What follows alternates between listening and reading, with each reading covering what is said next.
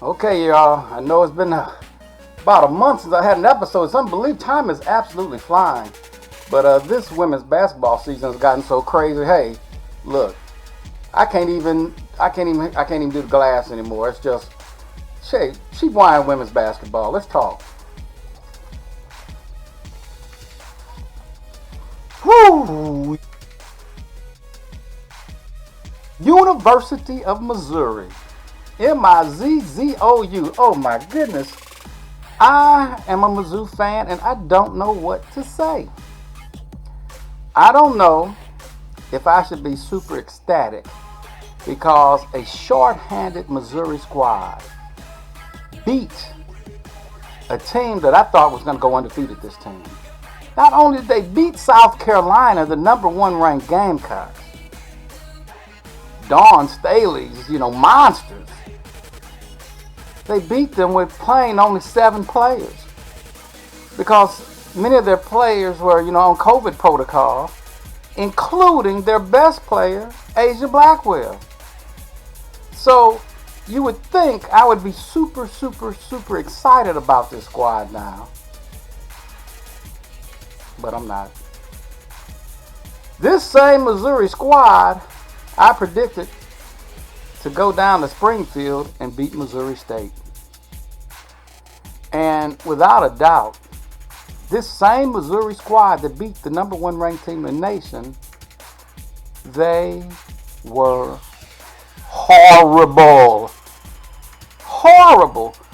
Easily. I think they ended up losing by 28 points. The game was never a contest. It was over by the first quarter. They were down by 30 at some point. Luckily, Missouri State called off the Dogs. They could have beat them by 35, 40 points. They were that much better on that night. And I looked at that Missouri squad, and I was like, I don't see how they win another game. Because they're about to go into the SEC. And if they play like that, don't get me wrong, Missouri State's a good squad. And you just don't walk down, just don't go down to Springfield and just beat Missouri State on some luck. You have to go beat them. But I could not believe how totally just unmotivated Missouri's Tigers were, especially since they lost to them the last 2 years. And Missouri State had told them, hey, Missouri is our state. And Mizzou had no fight with all their players. And then to see them with only 7 players that played, 8 players that dressed out, to see them go beat South Carolina, hey, that's why we got cheap wine, because I don't understand none of it. Not none of it. But anyway, worse than that, let me talk about Missouri State. Missouri State, after thoroughly whipping Mizzou. They look like, okay, they've been to Sweet 16 the last 2 years. They're looking like Elite 8, Final Four kind of squad because they're just mowing folks down now. It wasn't 2 games later when arguably their best player, Jasmine Franklin, goes down with a torn ACL. So now, since they're not that big overall the team, but Jasmine Franklin, let me tell you, talk about Jasmine Franklin for a second. She is the Ron Artest of women's basketball. She's not, even though she plays, forward center sometimes kind of thing, she's only about 6'1", but she's strong as an ox. And she has an attitude. One of those attitudes that, don't come in here messing around in this paint if you don't want to take some bruises with you. Because she's got that hard-nosed Ron Artest, like, don't back down, I'm a little bit crazy attitude.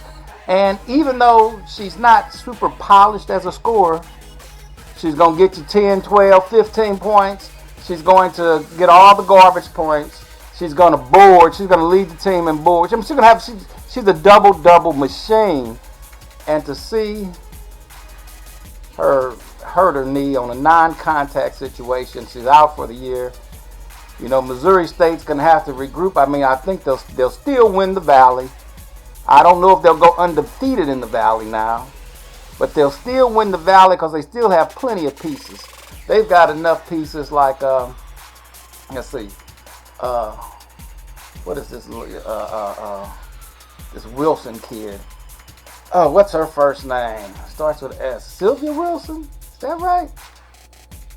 No, that's not right. Anyway, Wilson with Missouri State. She is the second coming of John Havlicek.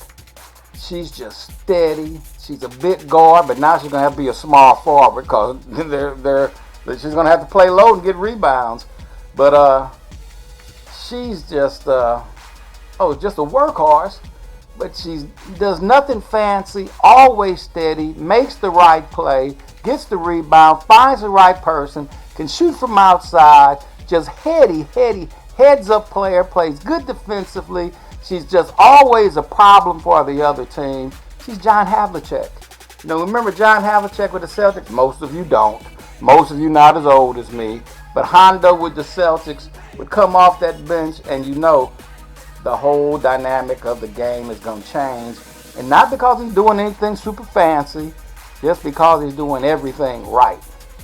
Everything right, and that's what she does. They've got they got Bryce Caleb. She's the point guard, and she's quick. She plays good D. Her shot, when she's on, she's on. When she's off, she's off.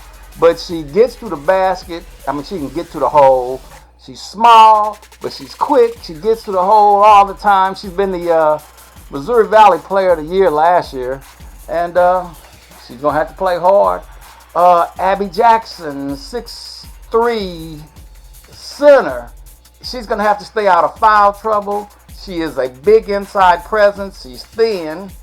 She's not thin, but she's not super strong, but she's tall. She gets her hands on a lot of balls, a lot of deflections. She'll get some blocked shots. She's going to be all right. And a girl who I like is, oh my goodness, what is this young lady's name? Mariah. She's a Mariah. She's another guard. She's almost like they playing 2-point guards, cause this girl is, you know, just she. Okay, now it's time for all these teams to deal with two things.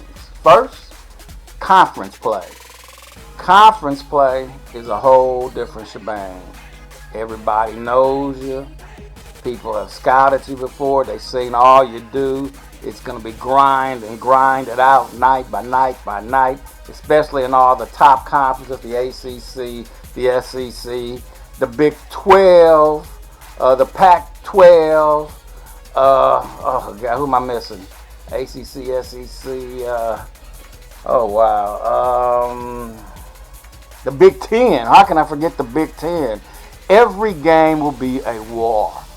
From the top of the conference to the bottom, you can't overlook anyway. Which is why, going back to Mizzou, you know, they could beat South Carolina, but they could just as easily lose to Arkansas, or lose to Ole Miss, or lose to Georgia, or lose to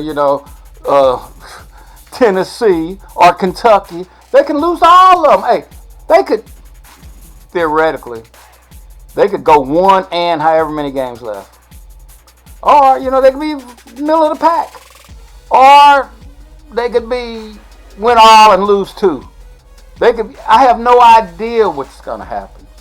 Which is why you all should watch women's basketball. But the other thing, this darn COVID. Hey, where's my mask? You know, alcohol kills the virus, I'm pretty sure.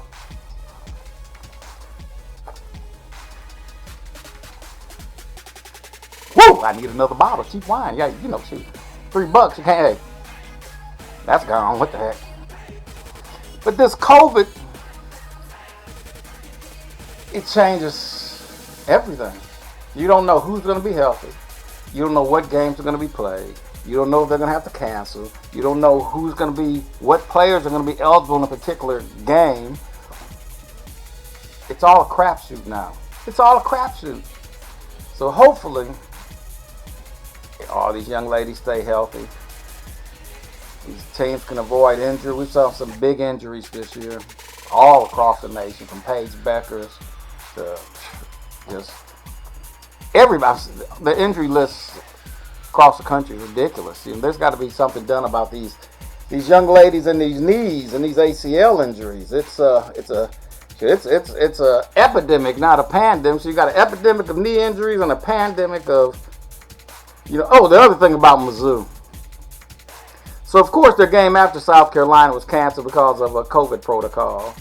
But after the game, I know you're happy and everything. You won the game.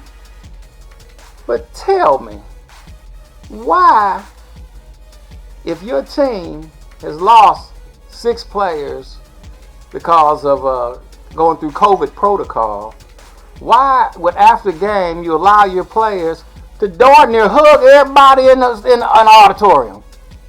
Hug everybody in the auditorium. No mask. They ain't got a mask. You ain't got a mask. You just let your players go all up in the stands hugging everybody. Oh, we beat South Carolina. Hugging, kiss. Blow some of that COVID-19. Blow some of that COVID on me so I don't have to play next week. So now the next game, of course, is canceled. Because I'm sure somebody got it. Because they done hugged everybody in Columbia. But that's a whole nother. That was just crazy. Just crazy. But who am I? I'm just a guy that drinks cheap wine. All right. Anyway, I keep saying I'm going to try to make these episodes more often. Try to keep up with upcoming games that are important. But now you can keep up with upcoming games. By the time I say, hey, here's a game coming up that's important, it'll probably be canceled anyway. This COVID thing, I'm sick of it. You know what? When in doubt, I blame Trump. But that's a whole nother story. Hey, Cheap Wine wins basketball. Peace.